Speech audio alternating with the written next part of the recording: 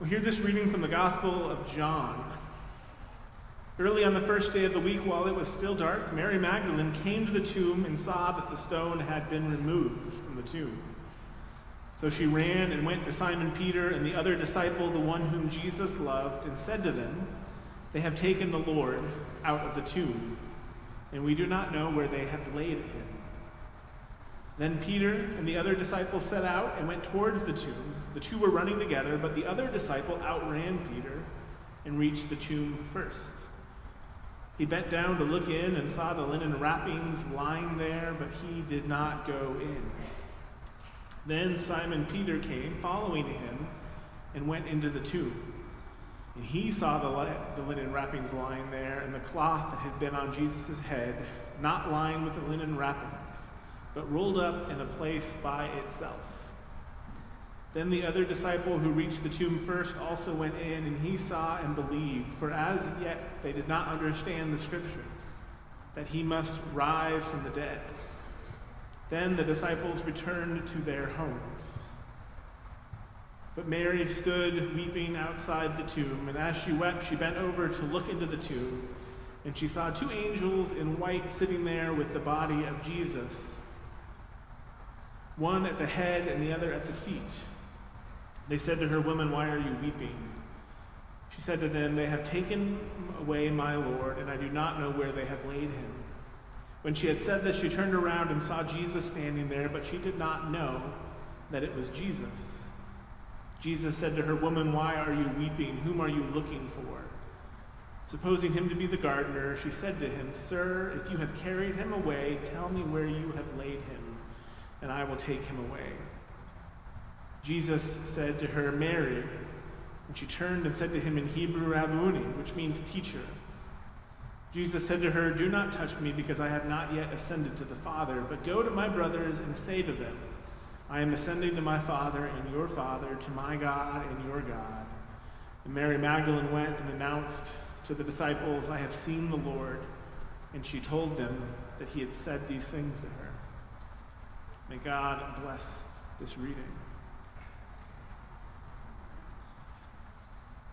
Well, it is the most important sermon preached ever, and it's preached by Mary, who goes to report that Jesus is risen, that he is not where he ought to be. And Easter is always a time in which we talk about the good news when we slow down and listen to the story. There was an event that happened this week that made me think a little bit about Easter and made me wish I had slowed down a little more.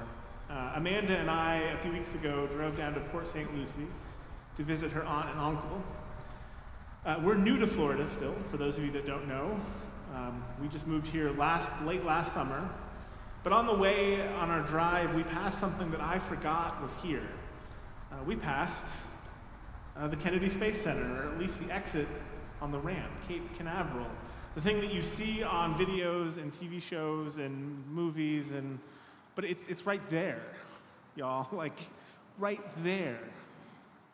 And then this week, of course, I was distracted. There were a few things going on in my life, and I wasn't paying attention on the day that they launched a spaceship from there that is going to the moon, which just still, I know we've done it before, but it has been decades. But Artemis II was a successful space launch, and if I had been thinking about it, I would have looked up to see the rocket on its way, and I forgot.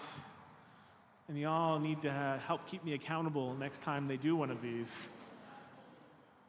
They are the first humans to exit low Earth atmosphere in decades, and we're starting to get pictures back of the whole Earth and the perspective that you get when you leave this planet of all of us together in one picture, and it is breathtaking. It gives me goosebumps just thinking about it. But I find this thing about the history of human space travel just a little bit, there's something a little bit ironic about it. This is the first time in decades that humans are going towards the moon, and we will remember them, and we will tell stories about them, but isn't it fascinating that these aren't the kinds of trips that we make movies about, right? There isn't an Apollo 11 movie yet. I know there's one coming out, and it might be good, but those aren't the stories that we gravitate to, are they? No, we have to tell the Apollo 13 story, The one where everything goes wrong and a group of astronauts have their back against the wall and they're fighting against all odds. That's the one you cast Tom Hanks in, right? That's the one that everybody remembers. And it makes me think about this, about the stories that we are drawn to, the story that we want to hear. And it's not just the stories about space that are this way. If you are a sports fan, and I mention the New York Yankees, you have one of two reactions. The one reaction is you're from New York and you love them, and the other reaction is, ew, they always win. As though always winning wasn't the goal. But we like the story of the people who have their back against the wall and aren't quite sure everything's going to work out. As a Chicago Cubs fan in 2016, I was excited for them to win the World Series, and I'd be lying if I said there wasn't a little bit of disappointment that they were no longer the lovable losers. We could no longer claim that it had been 108 years since we had won a World Series. We could no longer make the statement, well, there's always next year, which usually happens sometime in late April. We love telling and hearing the stories of those moments when everything was lost, when everything felt hopeless, and then when someone against all odds saved the day, when somehow, against all odds, it worked out. It's the story of the original Star Wars movies, the rebellion versus the mighty empire. It's the story of just about every famous sports movie you've ever heard, from Hoosiers to The Miracle on Ice to Remember the Titans, the underdog team. There are exceptions to this, but they're exceptions. And I mean, come on. There is something about these stories that captivates us, that holds our attention, and that draws us into them. And I think it's always been that way. I was listening to an interview this week with a biblical scholar, Bart Ehrman, who was doing an interview with Russ Douthat of the New York Times, has a podcast, and he was talking about the Jesus movement. Ehrman is a New Testament scholar. And Ehrman was sharing that he finds the teachings really captivating, but he made this comment, if the resurrection hadn't happened, it probably wouldn't have taken hold. They're great teachings, wonderful teachings, but it is the story of Jesus overcoming death that turns it into a movement, a forest fire kind of thing that just captivates people's imagination. And especially among the citizens of Rome who are dealing with an empire, with a Caesar, the idea that some other force, that love itself, might be killed, might be driven to extinction, but then on the third day, the tomb that tried to hold him back might be found empty. That's a story. They'll make movies about that. And it's no wonder it took off.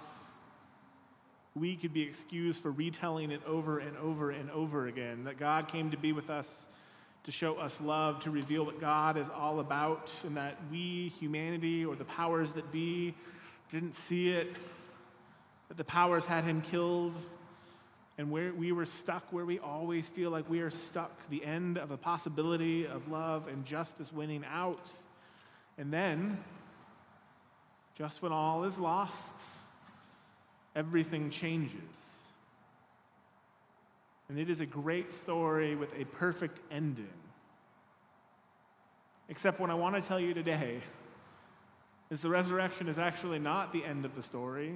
In fact, it's the beginning of the story. Because the story doesn't end when there's an empty tomb. It does not end when Jesus appears to his disciples. The story begins at that moment. The earliest followers of Jesus, they chose to have their worship, their Sabbath on Sunday, and there are two ways that you can look at Sunday. The Sabbath is the final day of the week, and the Jewish Sabbath is on Saturday. And so you can look at it either as Sunday is day one of the next week. But early Christians looked at it a different way. They saw it as day 8. As in, this is not just the first day of the next week, This is the first day of a brand new world. The first day of the world being radically changed. Jesus being raised from the dead is not just a continuation of what has happened. It's not just yesterday bleeding into today, but it is a radical break with what has been. And the earliest followers of Jesus, beginning with those women who went to the tomb that morning, didn't just experience a good story. They experienced the beginning of a new life, one in which the powers of this world were not able to overcome the love of God, in which the violent spectacle of crucifixion was met not with silence, but with the loud announcement from God that the last word would be love and not fear. And St. Paul, being trained as a Pharisee, well-versed in the Jewish law and the Greek philosophy of his time, set out to understand what had happened in this moment and recognized Jesus' resurrection as a world-transforming event. Paul uses the language of a first fruit. You'll hear this in the letters of Paul. He refers to Jesus' resurrection as being a first fruit. In most ancient cultures in our world, west, east, south, north, they have what they call a first fruit offering. If you are harvesting food and you are celebrating a successful harvest, you select the first best fruit from your harvest, and you offer that as a sacrifice. You don't wait till the end. You claim the first one, and you offer that as a sacrifice to God. And then you enjoy the harvest. It's a way of saying thank you. And so for Paul, Paul sees Jesus' resurrection and uses that term, first fruit, as in this is the first of a much larger harvest. The story starts with Jesus' resurrection, but it continues on. Even in the practice of baptism, like we had today, we talk about this language. In the New Testament, it talks about in baptism, we go under the water and are placed into the tomb with Jesus and participate in his death, and we rise out of the water into new life. We are lowered into death and raised into new life. The story that began in Jesus is happening in us. The story of resurrection that began in Jesus is happening in each of us. And part of the reason why we miss this is that there's this thing in our culture where we misunderstand the resurrection. The New Testament scholar N.T. Wright writes about this and has explained it in a lot of really good detail, but he talks about that we as a society are generally afraid of death. Maybe you're the exception to that, but if you look on the internet, you'll see people follow diets, take supplements. If you don't Google look maxing, we want to stave off aging and death. And I am saying this as somebody who does his fair share of this. I take creatine every day. I am not totally sure I know that it's effective, but I do it because I read a study. And I'd like to feel better as I age. But we as a society are plagued by this desire to fend off death itself, to live as long as possible. And this seeps into our thinking about Jesus. Because when we talk about resurrection, often what we think of is coming back to life. Except, that's not resurrection. That's resuscitation. That is something different. And those are two very distinct things, because what happens when Jesus comes back to life is not an extension of the world as it is. It is not that he gets to live a few more days. It's not a statement that we get to do this all over again. You know, that, by the way, is an idea that comes from the great philosopher Nietzsche, who talked about the eternal recurrent, that you would be forced to relive your life over and over and over again until you did it in a way that you weren't bored to death by it. But what Jesus comes to bring is not resuscitation, but resurrection. And in resurrection, we experience the beginning of everything made right. of everything made the way it ought to be. And the book of Revelation talks about this world in which death and dying and sadness and tears are no more. If you've been here during Lent, you could hear it in the Gospel of John when Jesus talks about abundance and welcome. In fact, if you go back to Jesus' first miracle in the Gospel, you would be at a wedding in a town called Cana, and you would hear about a wedding feast where the wine never runs out. That's not just living your life the same way it's always been, but rather it is being born into new life. So think about that. The world where all is made right, where people are welcome just as they are, where there is abundance and enough for all, a place at the table for all. And that is a beginning. And in Jesus, that is taking root in us, in you and in me. And our lives become a sign of God's work. This is what I think it's like. There is a light in each of us, in each one of you, that is trying to burst forth. It is trying to illuminate the world in a new way. A light which shines out of each of us, out of our lives, that points to love and kindness and mercy and abundance. A light that shines in the darkness of the world.